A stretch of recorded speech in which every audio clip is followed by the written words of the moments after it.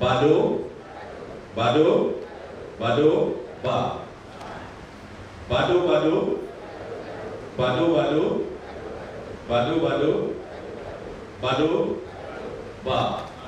Ba. Okay. People are not concentrating. You do as I say. Sawa. All right, let's go. Bado, bado, bado, bado, bado. Bado, bado, bado, bado, bado, bado, ba. Simple. Bado, bado, bado, bado, bado, ba. Bado, bado, bado, bado, ba. Bado, ba. All right. Chacho umepata. Thank you, directors. Tafadhali take your seats. I realized that I entered one of the supermarkets, and majority of the persons I found at the supermarkets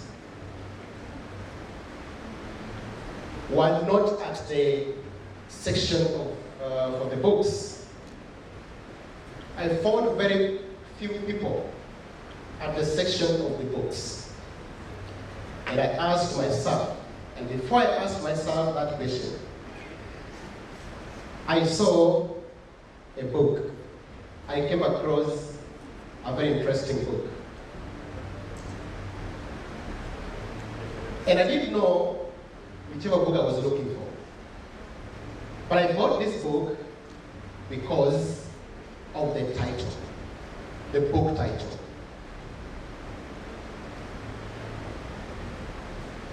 But I did not know exactly what was in the book. But what interested me was the title of the book. And that book is what you can see on the screen. If you can read it, what's the title of that book? Twist of Fate. How many have you come across that book? Not very many of us. Twist of Fate.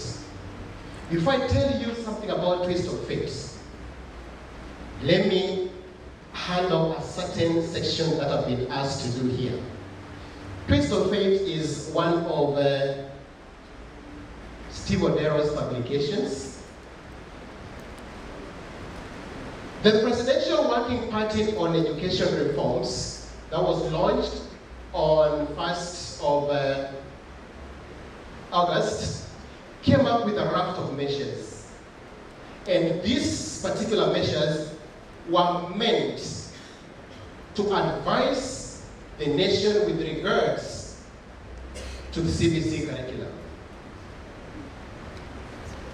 One particular area of interest was where to domicile grade 9, grade 8, 9, and 10. And they said that we need to domicile grade 7, 8, and 9 in primary schools. And now the other question that people have started debating about is, what is the level of preparedness for grade 9 in our schools? Are we ready to take up grade 9 in our schools? How about the public institutions? Are they ready to absorb grade 9 in their institutions? We were banking on the few spaces that we had for class 7 and class 8. How about those who are not having facilities? Let me take us through rationalization of learning areas before you answer that question. The rationalization of learning areas was done last year, and what is it that informed? When I talk about rationalization of learning areas, I'm talking about the integration of the subjects. What is it that informed KICD to rationalize learning areas. Number one is subject overload. Number two is content overlap. And number three, gaps. And then number four, the scope of integration. But I'm going to base my short presentation on the content overlap and content overload. Content overlap meant that, maybe just to explain, there are certain particular contents in a given learning area that were seemingly similar to some other content or substrands in another given learning area, like in social studies, CRE. Content of CRE, part of the CRE content, we talk about values. And it is related to what they are learning in a subject that was introduced at junior school, which is called life skills. And they said, life skills, according to KICD, should be one lesson per week. Why would we want to teach few contents in life skills, 5 lessons a week, when the strands and some of the part of the substrands could as well be handled in social studies? Why would we have learners in junior school learn 14 subjects? How old are they? How old are your junior school students? They're 13 years, 12 years, right? Why would we want them to learn very many subjects? That is what we call the content overload. Because they thought that there is too much for this age to handle. But then that is not enough. What happened? The recommendation was that the pre-primary students were supposed to learn subjects or learning areas not exceeding 5. Thank God they were doing 5. Then lower primary grade 1, 2, and 3, not exceeding 7. Then upper primary grade 4, 5, and 6, subjects not exceeding 8.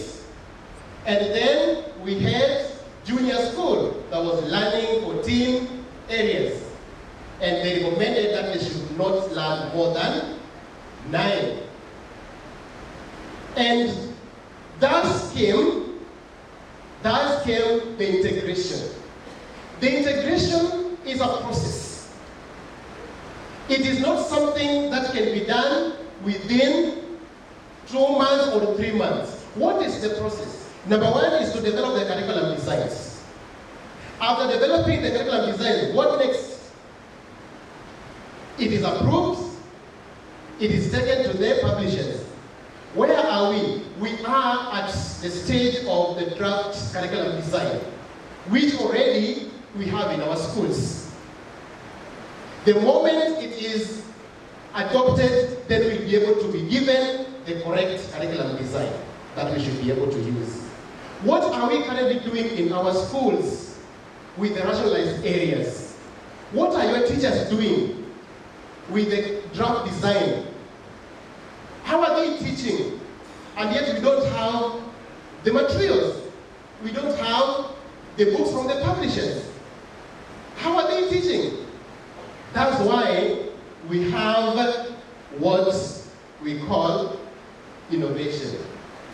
Creativity. Teachers must be creative by now to ensure that they use the draft design that KCD produced alongside the old curriculum books. Let me call them old curriculum books.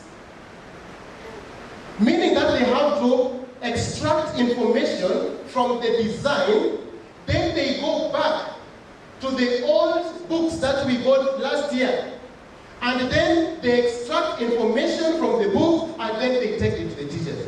Only teachers who are hardworking and passionate enough can be able to do that.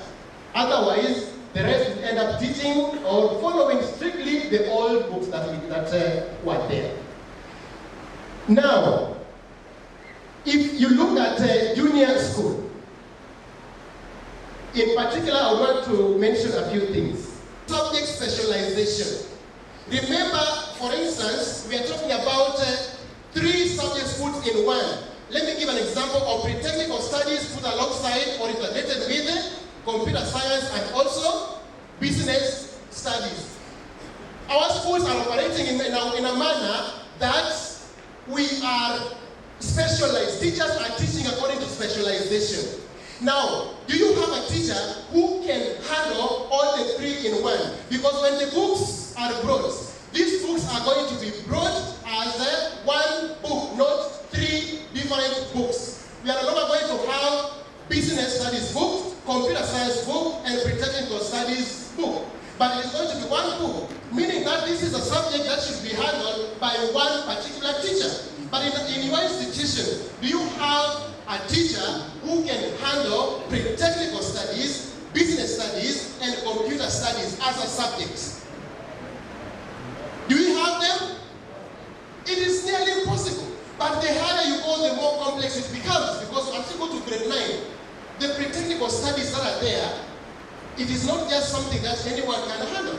You must have the right teachers. That's why I'm talking about preparation in terms of teacher specialization. Then number 4 is talking about realigning our teaching with the rationalized areas. Then we're talking about cost of buying the books for the schools that are buying books.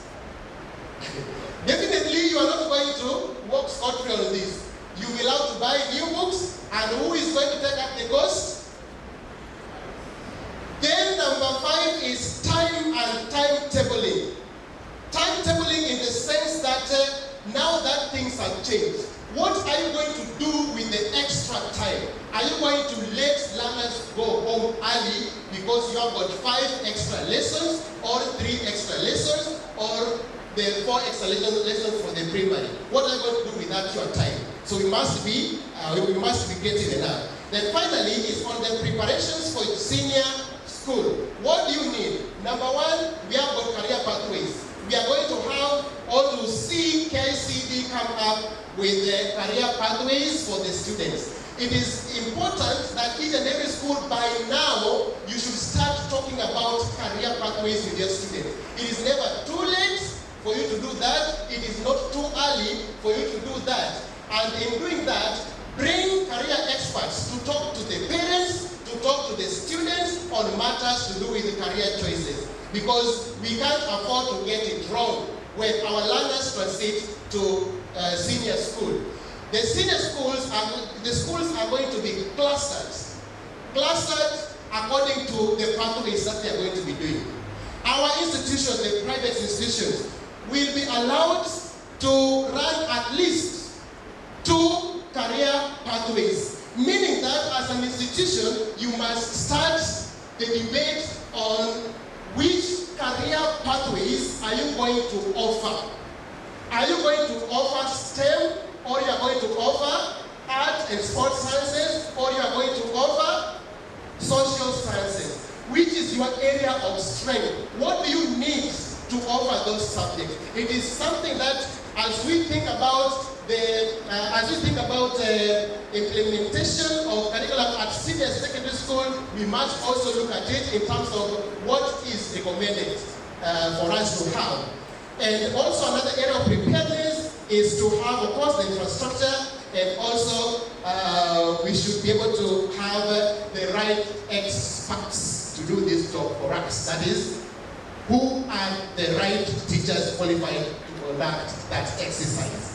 With that, ladies and gentlemen, my name is Steve Nero. I'm a teacher by profession. Allow me to say one more thing about mission. Mission of the KCD mission for CPC is nurturing every learner's potential. Can all of us say that? Nurturing every learner's potential. When I saw Omide here yesterday, I related to that mission. Nurturing every learner's potential. And their vision is empowerment, engaging, and ethical students. Between mission and vision, which one comes first? While I was doing my management studies at KEMI, Dr. Christina Owinje asked us, mission and vision, which one precedes the other? Yeah? It is mission. It is mission or vision?